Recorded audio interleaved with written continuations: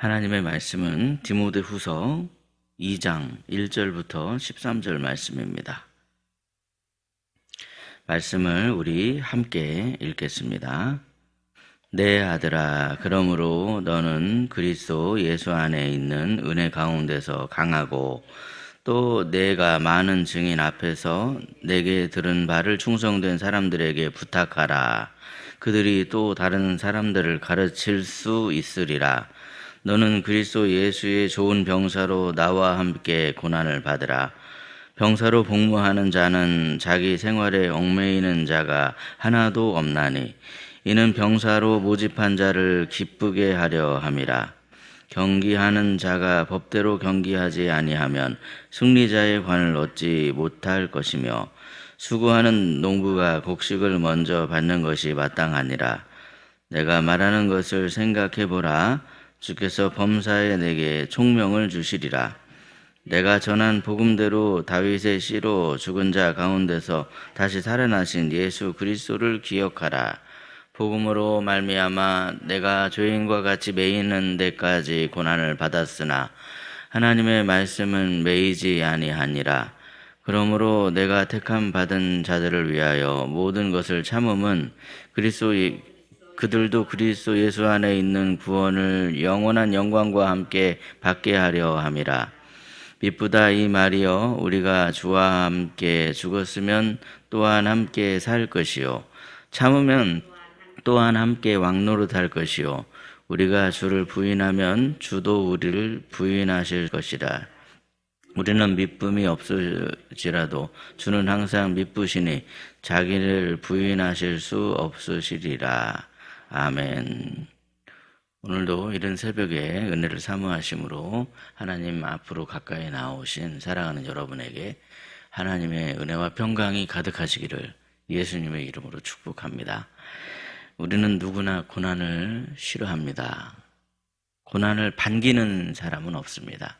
신앙생활도 될 수 있으면 가능하면 편안하게 하고 싶은 마음이 있죠. 일부러 힘들게 하고 싶은 그런 사람은 없습니다. 그것은 저도 그렇습니다. 그런데 성경은 우리에게 복음을 믿으면 고난이 싹 없어진다, 그렇게 말하지 않습니다. 오히려 복음을 붙들수록 감당해야 할 고난이 있다, 그렇게 말씀하시죠. 오늘 본문은 사도 바울이 바로 그런 고난을 당했던 사람인 것을 우리가 알 수 있습니다. 지금 바울은 복음을 전하다가 감옥에 갇혀 있습니다. 나쁜 짓을 하다가 감옥에 갇힌 게 아닙니다. 복음을 전하다가 하나님의 뜻을 그가 순종하려고 하다가 붙잡혀서 감옥에 갇혀 있습니다. 그래서 이 세상 죄인처럼 그가 취급을 당하고 있더라는 것이죠. 세상의 눈으로 볼 때는 영락없이 실패한 사람입니다. 그러나 바울은 조금도 낙심하지 않습니다.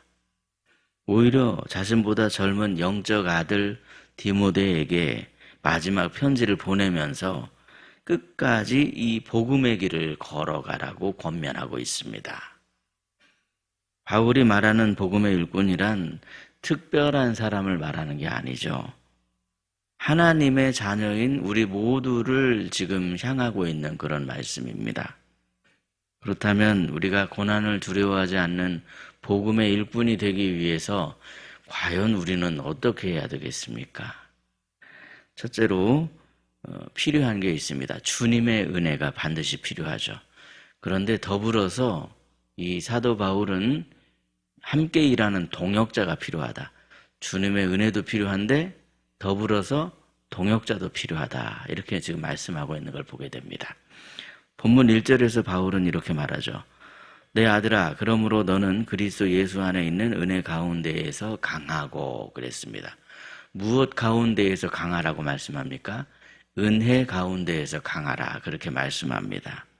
흔히 우리는 조언할 때 네 의지를 굳세게 하라 그러거나 마음 흔들리지 말고 굳게 먹어라 그러거나 좀 더 열심히 하면은 네가 햇빛을 보게 될 것이다, 그렇게 조언할 때가 많죠. 그런데 바울은 은혜 안에서 강하라, 그렇게 조언하고 있습니다. 강하긴 강한데 그 강한 비결이 뭐냐?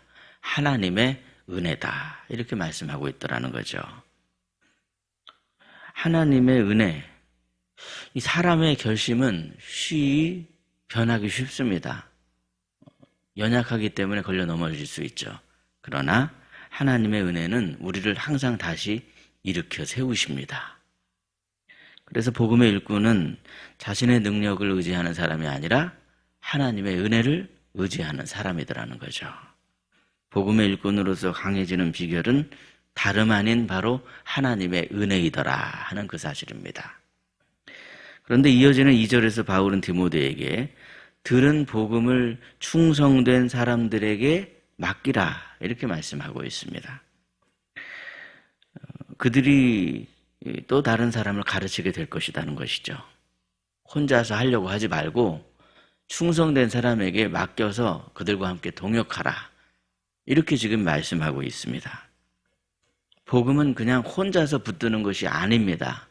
나눌수록 훨씬 더 커지는 것이죠.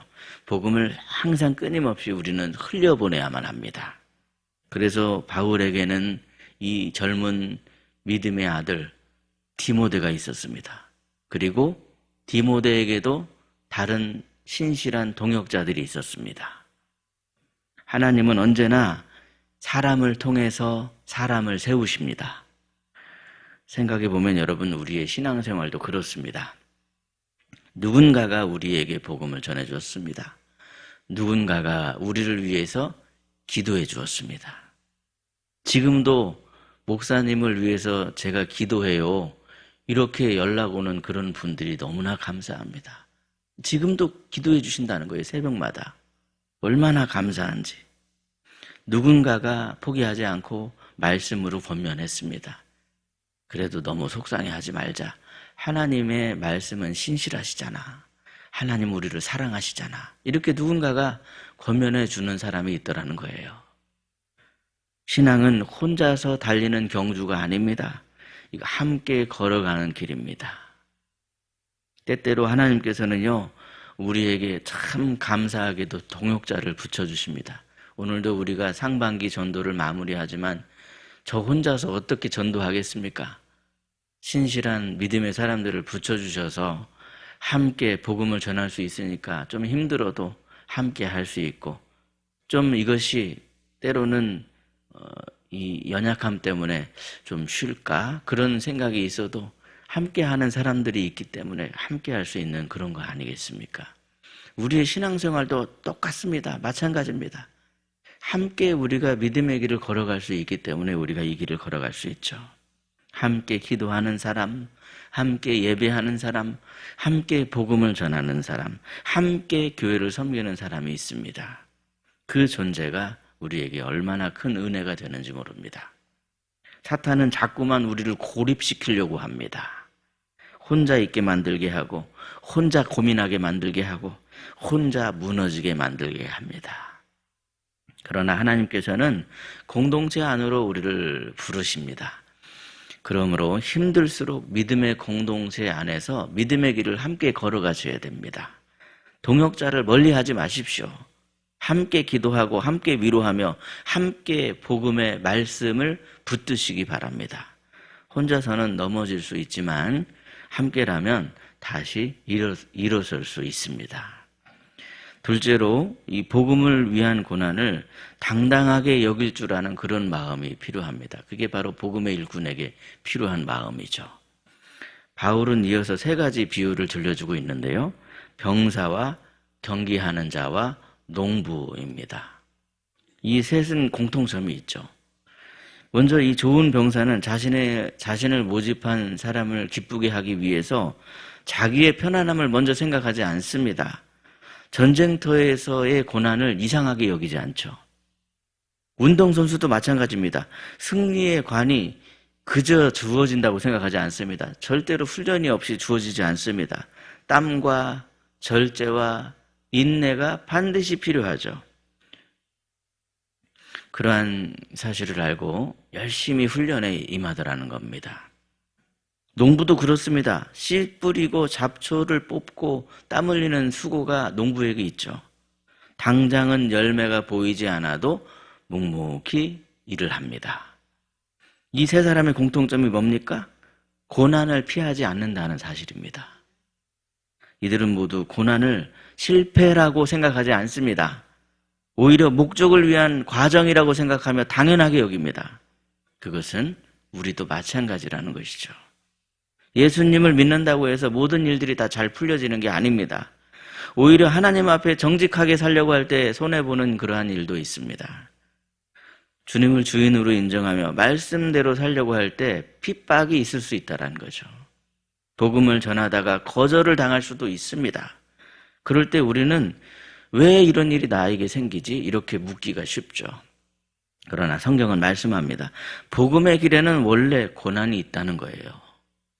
예수님도 우리를 위해서 고난을 당하셨습니다. 사도들도 고난을 당했습니다. 바울도 감옥에 갇혔습니다. 그러므로 우리가 복음의 길을 걷기 위해서 그럴 때 당하는 고난을 이상하게 여길 필요가 없습니다. 물론 고난 자체를 즐기고 좋아할 필요는 없겠죠. 그러나 복음 때문에 당하는 고난이라고 한다면 그 고난을 절대로 부끄러워할 필요가 없습니다. 오히려 자랑스럽게 여겨야 되는 거죠. 당연한 일을 우리가 당하고 있는 것이기 때문에. 왜냐하면 하나님께서는 절대로 그 고난을 헛되게 그냥 고난 자체로 두지 않으시기 때문에 그렇습니다. 우리가 눈물을 흘리며 드리는 작은 순종을 우리 하나님께서는 다 기억하십니다. 아무도 알아주지 않는 섬김도 하나님은 잊지 않으십니다.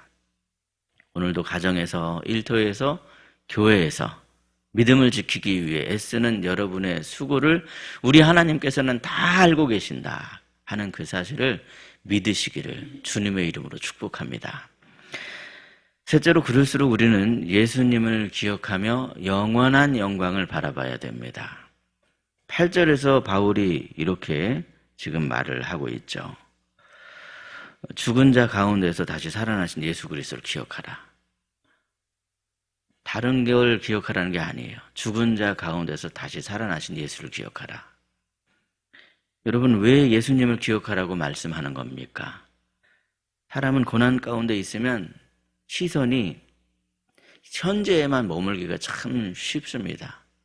내가 흘리는 눈물이 가장 커 보이고 내가 당하는 고난이 가장 고통스럽게 생각이 됩니다. 내 아픔만 크게 보이기가 정말 쉽습니다. 그러나 예수님을 기억하면 우리의 시선이 눈앞에 있는 문제에 머물지 않습니다. 예수님의 십자가는 끝이 아니다 하는 그 사실을 깨닫게 되죠. 여러분, 예수님이 십자가로 끝났습니까? 그렇지 않습니다. 예수님은 부활하셨습니다. 승천하셨습니다. 하나님께서 예수님을 영광스럽게 하셨습니다. 고난 뒤에는 영광이 있습니다. 그래서 바울도 자신이 감옥에 갇혀 있으면서 이렇게 고백하는 거죠. 나는 매여 있지만 하나님의 말씀은 매여 있지 않는다. 그렇게 말합니다. 참으로 귀한 말씀입니다. 사람은 묶일 수 있습니다. 그러나 하나님의 말씀은 묶을 수 없습니다. 복음은 사람보다도 크고 환경보다도 강하며 그 어떤 권세도 복음을 막을 수가 없습니다. 그래서 바울은 이 자신이 모든 걸 참는 이유를 설명합니다.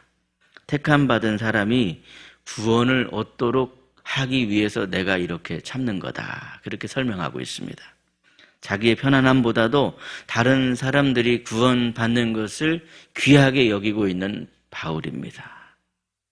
이것이 바로 우리 주님의 마음이요, 주님을 닮아가야 할 우리의 마음입니다. 이게 바로 우리의 마음이어야만 한다는 거예요. 본문 11절을 보면요, 바울은 아름다운 찬송과도 같은 그런 고백을 들려주고 있습니다. 우리가 주와 함께 죽었으면 또한 함께 살 것이요. 그러면서 12절에 보니까 참으면 또한 함께 왕노릇할 것이다. 그렇게 고백하고 있죠. 복음은 절대로 오늘의 고난에서 끝을 맺지 않습니다. 우리의 마지막은 눈물이 아니고 영광입니다. 영광. 복음을 위한 인내의 끝에는 주님이 예비하신 주님의 나라가 있습니다. 그렇게 확신할 수 있는 근거가 뭐라고 말씀합니까? 13절에 보니까 우리는 미쁨이 없을지라도 주는 항상 미쁘시니 그랬습니다. 물론 여러분 여전히 우리는 흔들릴 수 있습니다. 결심했다가도 또다시 넘어질 수 있습니다. 때로는 두려워할 수도 있고 낙심할 수도 있습니다. 그러나 우리 주님은 절대로 변함이 없으신 미쁘신 주님이십니다. 그래서 사실은 우리가 붙드는 것이 아니라 주님께서 주님을 붙들고 싶어 하는 우리를 붙들고 계십니다. 우리는 주님을 붙들고 싶어 하는데 붙들지 못할 때가 많지만 그 주님을 붙들고 싶어 하는 우리를 주님이 끝까지 붙드신다는 거예요. 그러므로 우리의 소망은 우리의 믿음의 크기가 아닙니다. 우리의 소망은 언제나 신실하신 예수 그리스도 한 분이십니다. 사랑하는 여러분, 복음의 길에는 고난이 있을 수 있습니다. 그러나 그 고난의 길은 절대로 헛되지 않습니다. 그 길은 예수님이 먼저 걸어가신 길이요, 지금 복음의 사도가 걸어가고 있는 그 길이며 모든 믿음의 성도들이 걸어갔던 그 길입니다. 부활로 이어지는 길이며 영광으로 닿게 하는 길입니다. 그러므로 고난을 두려워하지 말고 하나님이 주시는 은혜 안에서 힘을 얻으시길 바랍니다. 혼자 가려고 하지 마시고 주님이 허락하신 동역자들과 함께 가시기 바랍니다. 무엇보다 혹시 우리가 연약해서 넘어질지라도 우리 주님은 우리를 놓치지 아니하시고 끝까지 붙들어 주신다는 사실을 기억하시기 바랍니다. 그 신실하신 주님을 바라보시며 오늘도 맡겨진 자리에서 담대하게 복음의 일꾼으로서 살아가시는 저와 여러분이 되시기를 예수님의 이름으로 축복합니다. 기도하겠습니다. 은혜의 하나님 아버지, 고난을 두려워하는 연약한 우리들을 긍휼히 여겨 주시옵소서. 우리의 힘으로 버티려고 하는 것이 아니라 그리스도 예수 안에 있는 은혜의 힘으로 능력을 얻게 하여 주시길 원합니다. 그 힘과 능력으로 이 길을 걸어가게 하여 주시고 뿐만 아니라 믿음의 길 위에 서 있는 우리에게 함께 이 길을 걸어갈 귀한 동역자를 허락하여 주시옵소서. 복음을 위한 고난을 피하지 않게 하여 주시고 우리를 위해 고난당하신 십자가와 부활의 주님을 늘 기억하는 우리가 되게 하여 주시옵소서. 우리가 잠시 받는 고난보다도 장차 나타날 영광을 바라볼 수 있도록 은혜 위에 은혜를 더해 주시고 그래서 끝까지 아버지의 사랑 안에 거하는 하나님의 자녀가 되게 하여 주시며 신실하신 주님만을 믿고 의지하며 살아가는 하나님의 백성이 되게 하여 주시옵소서. 이 시간 십자가 앞에 엎드려 간절히 기도드립니다. 몸과 마음이 연약하오니 우리의 약함을 아시는 하나님 아버지, 치료의 광선을 발하여 주셔서 깨끗하게 치유하여 주시옵소서. 우리의 가정에 조금도 어둠이 틈타지 못하도록 주님의 밝은 빛을 비춰 주시옵소서. 오늘 하루도 주님의 은혜를 붙잡고 시작합니다. 오늘도 건지산에서 전도하는 전도팀과도 주님 함께하여 주시고 사랑하는 희락의 모든 성도들의 삶에 주님의 영광의 은혜가 내려지게 하여 주시며 그래서 오늘 하루도 감사로 믿음으로 승리하는 하루의 삶이 될 수 있도록 주께서 우리와 함께 하시고 붙드시고 인도해 주시옵소서. 우리 구주 예수 그리스도의 이름으로 기도드리옵나이다. 아멘. 각자 기도하시겠습니다.